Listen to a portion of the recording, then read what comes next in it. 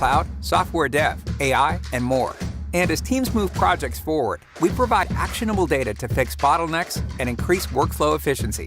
Together, our skills and flow products and professional services create stronger skills. Because when tech teams know more, they ship better products and make their customers' lives easier. Whatever you're building, build better with Pluralsight.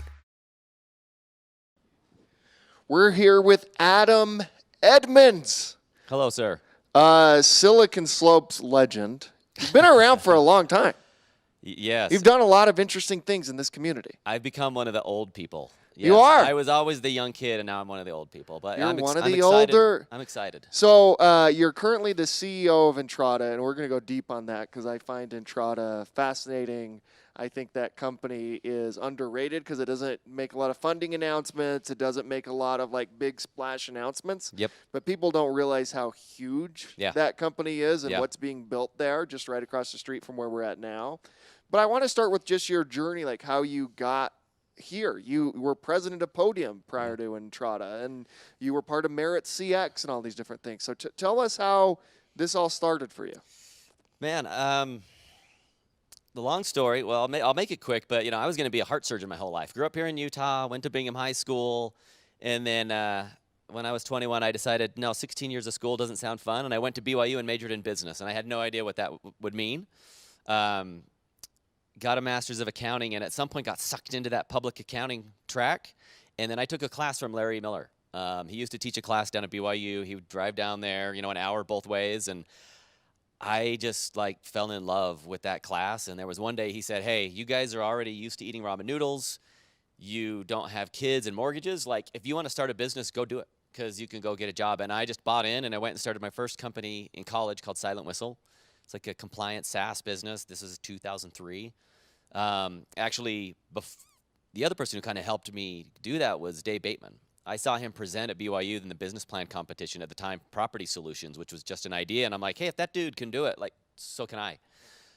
So I went and started Silent Whistle, sold that in 2009. Started a company called Allegiance that was in the customer survey space. Sold that in 2014 to Merit CX, and then hung around at Merit CX for about a year, and then got introduced by both Gavin at Kickstart and Sid Cromanhook at Album to a couple guys starting a company called Rep Drive. So I met them and just fell in love with those guys, what they were building. And in 2015, I kind of helped as a board member for a little while, and then fell in love with that place. And they brought me in like a third co-founder and just had a blast there for 4.5 years. And then last year had some health problems that took me out, and ended up just hanging out down in San Clemente, California. And then late last year, I had decided to go start a new business.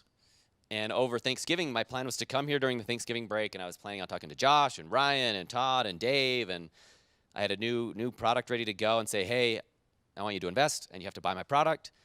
And Dave found out I was getting back in the game. He's like, hey, why don't you come and chat?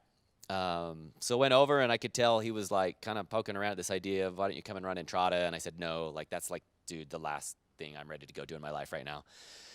But over the next few days, learned more about the business and ended up taking the gig. So started in December, and we're bringing the family back up from San Clemente. So we'll be back up here in a couple of months full time, and just excited to be back, excited to be at Entrata. It's been a crazy journey, but excited to be where I'm at.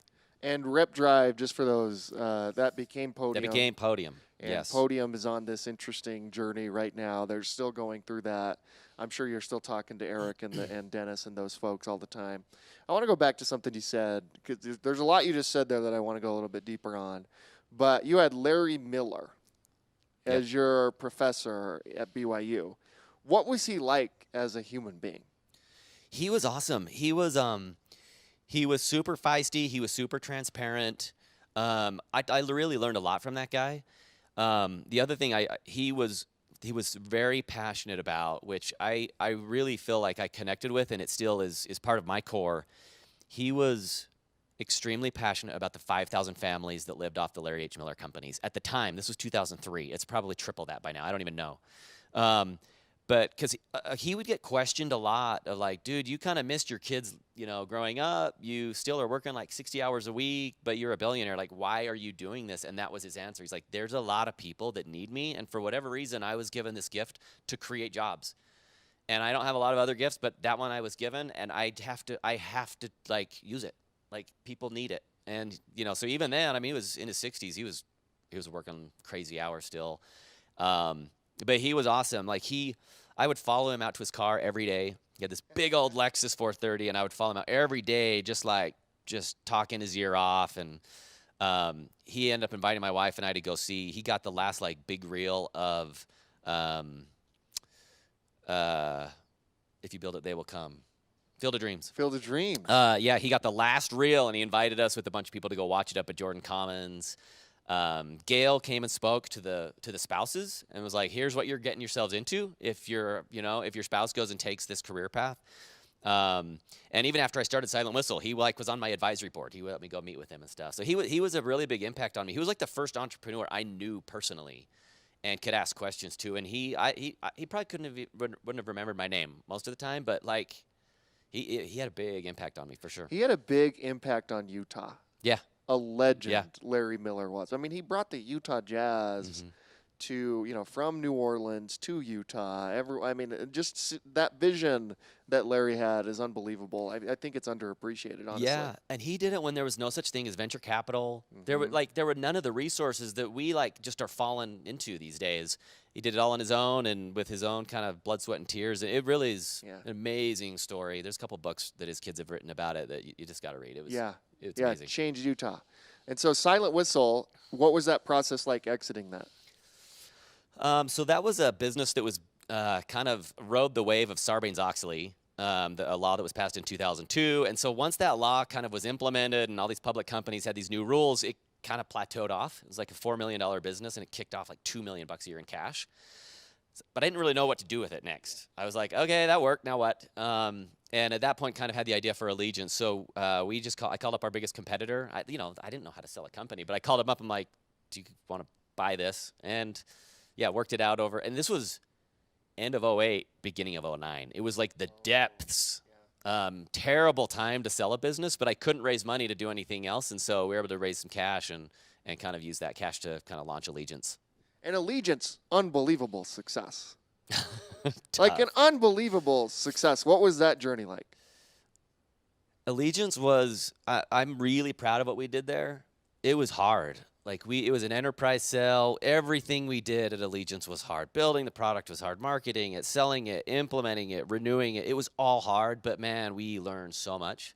Like the people that kind of have left that company, I think everyone kind of really earned a lot of their, experience and accolades at Allegiance, because nothing came easy to us. And it was a tough space competing against Ryan and Medallia and these really well-funded, really smart companies. Every single founder of every company we competed with went to MIT or Stanford. It was crazy, but yeah, it was a good time. Selling that business was another crazy story to Merit CX.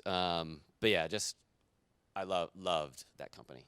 And through Merit CX, Corrine Clark was the CEO of Merit CX. What impact has she had on you? Because she's another legend within our community. Yeah, so Corrine, I met Corine, I guess it was 2012, introduced by Greg Butterfield, who's my chairman at Allegiance. And she was just kind of recovering from her cancer treatments, which I'm comfortable saying because she's pretty open about that. And just became fast friends, and she just was someone I wanted to work with. So she joined kind of that last little bit of Allegiance as we were selling into Merit CX. And I remember about halfway through the diligence process sitting with Steve Meritz back in St. Louis, and he's like, hey, what if we made her the CEO of the combined business, which, it was a massive company buying us.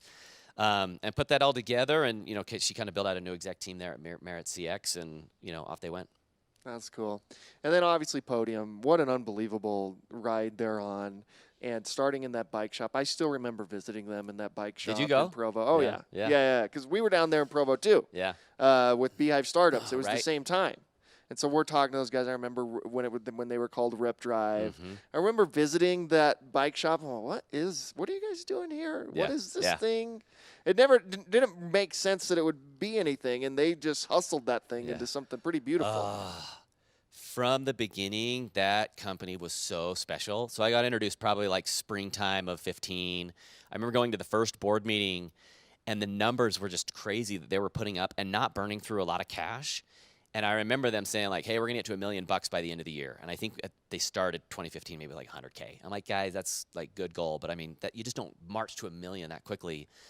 And they did it by September. And they're like, we think we can get to 2 by the end of the year. And I think we hit like 1.8 or something. It was really close. But it was just from the beginning, I could tell they were building it right. They always had more engineers than sales guys. The product worked and just so scrappy. And that's why I fell in love with it. And when I went to Podium, I was doing nothing at Merit CX. I had no responsibility whatsoever. They were paying me a ton. And people are like, what are you doing, bro? Like, you just like found a good, comfortable place. What are you doing? But man, it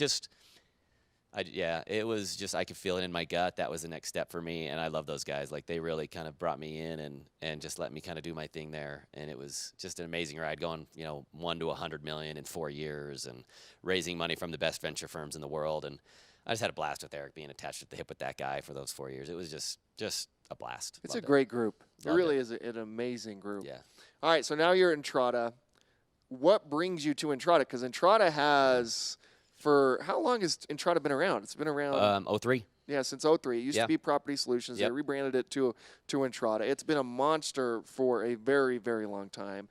Dave's been running it for, I think, the majority of that time, the entire time. I think you're the second CEO, right, of the whole thing. And so what leads you to this? I understand, like, it's this monster company, but how does Dave convince you to be the CEO of Entrata? Yeah, I don't know. It was like some Jedi mind tricks or something. And it's fun. I mean, we have 2,200 employees. People have no idea how big Entrata is. It's nuts. And when I went, like, some of our investors from Podium, they were calling me after. They're like, dude, you were always like totally against going big. Like, what happened? How'd you get here? I've always known I wanted to go do the big thing. Go do some of the big events of, going public and some of that exciting stuff. And for some reason, I always kind of shied away from it. I don't know if it was like deep down insecurities of, I can't do that. I don't know how to do that. That would be too stressful on me or my family. But as I started talking to Dave, I could just tell that the ingredients that were there were ingredients for something really special and something like Utah's not really ever seen before. I've never worked in vertical SaaS so for our customers, we are NetSuite, we're Salesforce, we're Marketo, we're Stripe, we're Checker, we're Squarespace. We do everything for these guys. And, we didn't track a lot of the like financial metrics that I'm used to, but I could tell just as I started meeting with the team, like, I'm pretty sure our net retention is like over 120%. And we're not even trying, like, we're not even tracking that number. And I could tell, like, customer acquisition costs were really efficient. And the company for several years had been encumbered by a very public lawsuit. And that had just been settled previously. And it just, and David kind of reached a point of his life, like, of probably just wanting to do something different. He's been buying some real estate that he's gotten really passionate about. And, just over that Thanksgiving week, he was like, dude, I know what this company can become, and I want to see it get there, and I just don't have the energy anymore to do it, and you're the only one I trust to go do it. And just something felt right in both of our guts, and I knew he needed me to come and do that for him, and he knew I needed to do it. There was a conversation. He looked me in the eye, and he's like, bro, you've got to do this at least once. And last year I spent most of the year riding my bike down in San Clemente and learning a lot about myself in that process. And he was right. I was like, maybe I do this once, maybe I do it multiple times, but like we're doing this and we're gonna take it big time. And man, now I'm in this saddle for 6 months, and there's none of those surprises. There's none of those like WTF moments. It's a special place. And as I've gotten in, being at a company like Podium, I remember when the Omniture employees always, when they would leave, they had like this glitter sprinkled on them, and they were just like, "Oh, you were at Omniture. Like, tell me everything about that. How did you guys do that?" And the people at Entrata deserve it. Like, they deserve to have that legacy. And you think about companies like Omniture, Novell, Altiris, like none of us, like our age, we don't really even know what those companies did, but we know who built them. Yeah. And we know Josh James, we know Chris Harrington, we know like Kareem Clark built Altiris with Greg Butterfield. I couldn't tell you what Altiris did. And, and I've thought a lot about that recently, that the legacy of those businesses, that's what it becomes, are the people who built it. And the people in Entrata, they deserve this legacy because they've built something spectacular. And I'm just honored and excited to be a part of it. It's going to be it is a special business. We're going to make it, I think, one of the most epic companies to come out of Utah, and they deserve it. They deserve all the accolades that come along with that. So what's the goal? What's the future of Entrata? Kind of putting the plans together right now. We're a big company. We're profitable. We're growing quickly. So, and we control the cap table. We don't have any venture investors yet. So, Dave's done a pretty amazing job of preserving optionality. And so that's kind of the process we're going through right now is kind of trying to map out what the next, 5 to 10 years could look like. And I've never really had a blank canvas like this before. We have no board. The board is Dave and Nobu, who you know. So we can kind of build that from scratch. Started to build out an exec team already. So just kind of getting those pieces in place, and then just really excited about the options we have ahead of us. It'll be a lot of fun. It's interesting you bring up Omniture and what it was like back then. Like, venture capital is not a big part of our story. Entrata is a good example of this. Yeah. It's not a big part of the Silicon Slope story, the Utah Tech story, venture capital. We didn't have a firm. You had V-Spring early on, which was like the only firm. We didn't have a seed fund until Gavin came around in 2008. And that was a pretty small fund. I want to say like 11 million or something. Like venture capital only recently has become part of our story. Yeah. And as you think about that, and I think it's actually helped us in a lot of ways, although at the time we were all lamenting it, right? I know Josh, like when I talk to Sconard or Josh or Ryan or any of these folks, I'm like, so was it cool that you didn't have, like, it's good, right, that you didn't have venture capital? We would have taken venture capital immediately. It wasn't available, back right? then, but it wasn't available. So it's interesting now that it is so available, how it's changing companies. You just mentioned like the cap table that Entrata and Dave has so brilliantly preserved. I mean, it's only him and Nobu, right? And Nobu's in all these. That's a whole different story. Oh, Nobu's we could do a whole Start Fest on Nobu. Yeah. So what advice do you have for entrepreneurs and founders now that it is so widely available and easier? I wouldn't say easy to get venture capital, far easier than it was back then.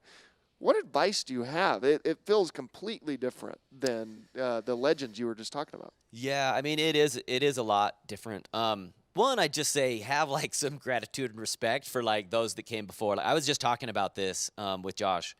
So when Omniture got acquired by Adobe, which is still like kind of a landmark of Silicon Slopes and forever will be, they went out for $1.8 billion at like I think it was $350 million revenue run rate. They were growing like crazy, and they were profitable. And no like disrespect to anyone, like the valuations going around right now for like a tenth that revenue and burning through it's crazy.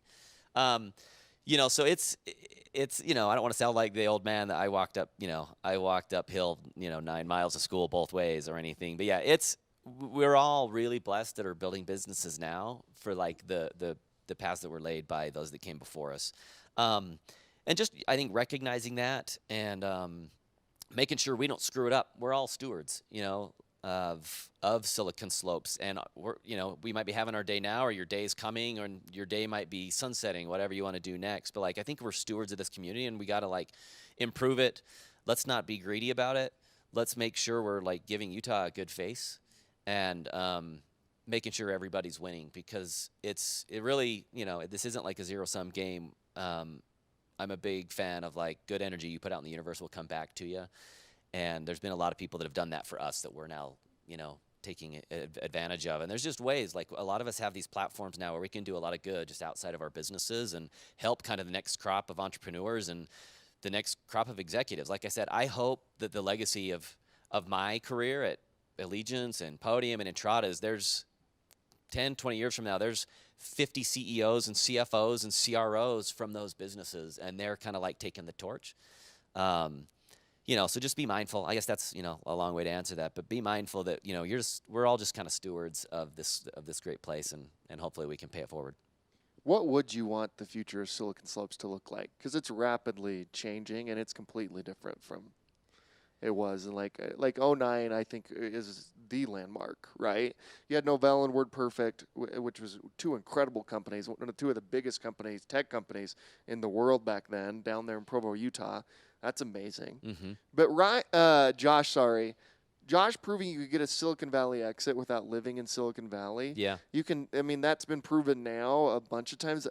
I think he was the first to do it, not just in Utah, but kind of anywhere. Like that big of an exit. Yeah. That exit now is what, 15 billion today, crazy. 20 billion, something Yeah, crazy. way more, yeah. Like it's just crazy what it is, and how core Omniture is to Adobe's business now. Yeah. Which is fascinating. Like that company is still growing. Yeah. Inside of there, and so. As you think about the future and like the challenges that are coming now are completely different. Yeah. Like, hey, preserve your cap table. Right. Is one as a founder and entrepreneur. Like, how you recruit, how you hire, how you think about the state.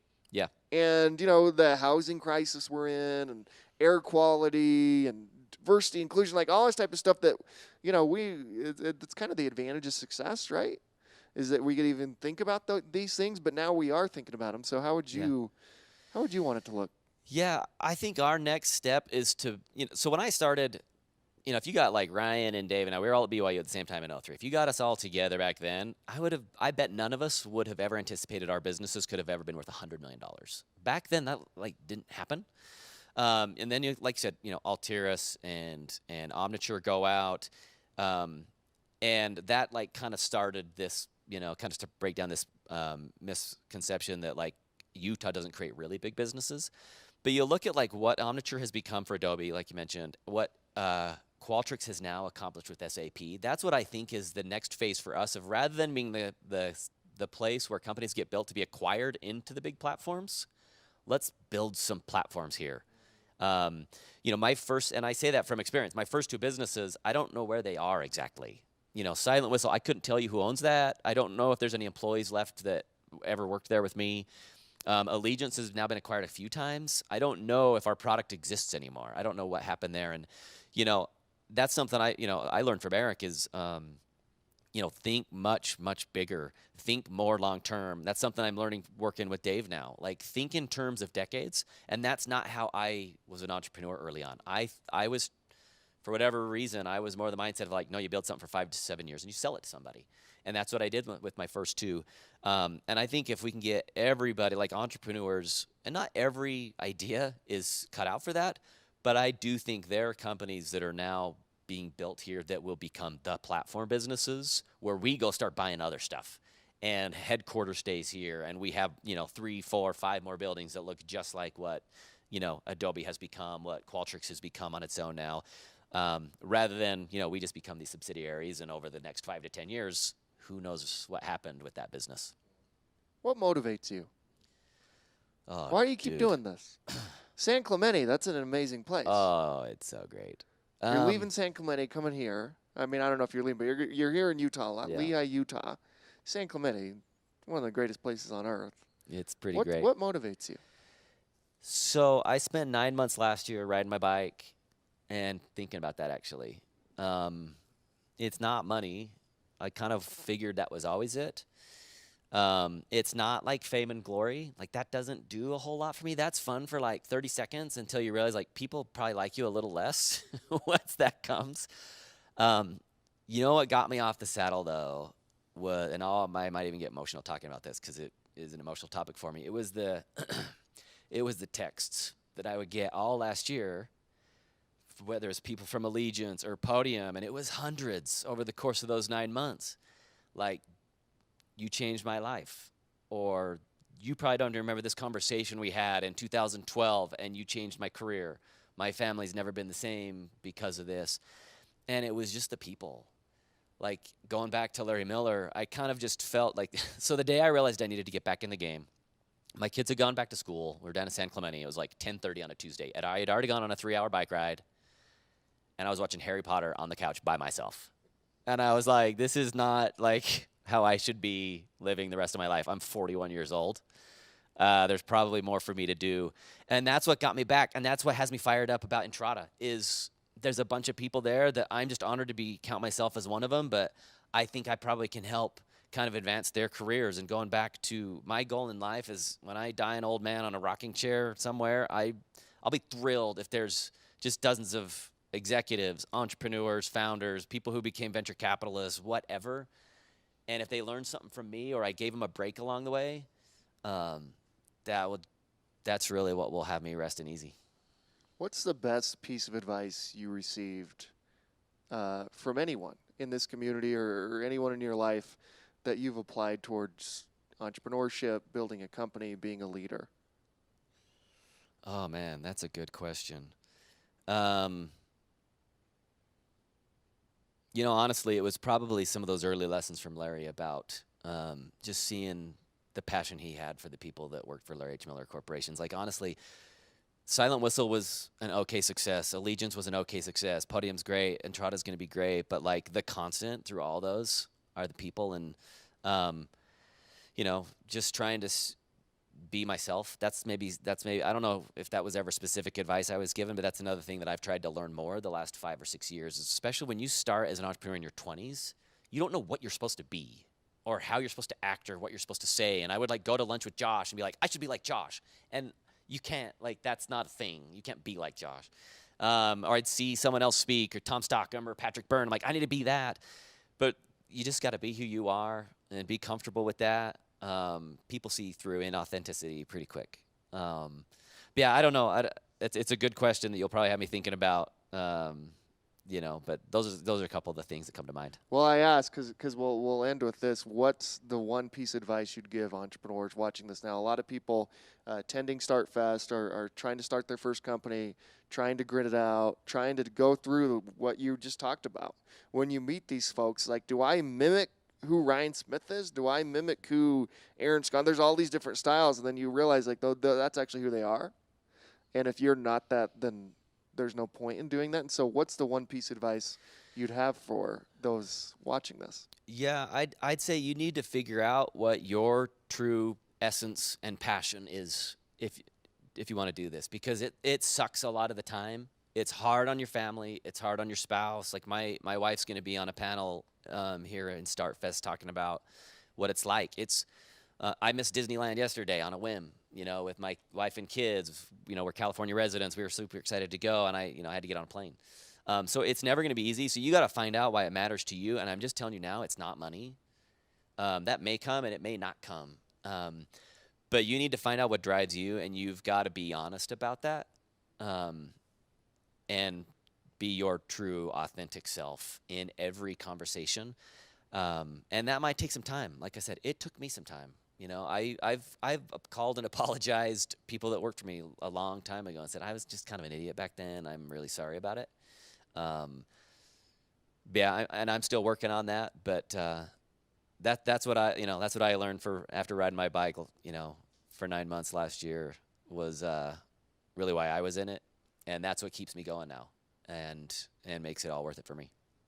I think there's beauty in taking those breaks or those pauses. Maybe not breaks. Breaks is probably the wrong word, because you're probably doing as much work during those 9 months as you've ever done, but it's all internal, right? Yeah. But those pauses are actually, like, there's some beauty in that, and figuring out your why. Yeah. It's never money. No. It's never money. Well, I do want to say, Adam, like, you have changed Silicon Slopes. You are amongst the legends that we've talked about here, and I'm excited to see what you do with Entrata, man. It's so cool. I'm so happy for you. I'm happy for that team, happy for that company. It's going to be an incredible ride. Thanks for doing this, too. Yeah.